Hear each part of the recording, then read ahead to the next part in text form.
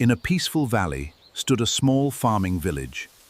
After months of hard work, Every family celebrated. Their fields were filled with wheat, corn, and rice. This harvest would feed their children. But nature had different plans. Dark clouds gathered without warning. Rain began to fall. At first, everyone welcomed it. But hour after hour, the rain became... The river could no longer hold the endless rain. It burst from its banks, sending power. Within minutes, water flooded every street. Families rushed to save their children, while the powerful current destroyed everything in its path. months of hard work disappeared beneath the muddy water. Every field was destroyed before a single crop could be harvested.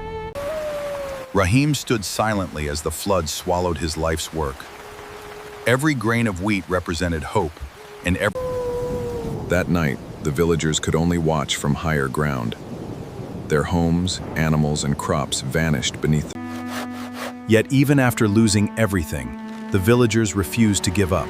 Together, they rebuilt their homes and prepared the land for a new beginning. Nature had taken away their harvest, but it could not destroy their courage.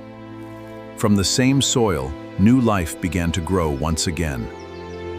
A flood can destroy crops in a single day, but it can never wash away hope, courage, and the strength of people who stand together.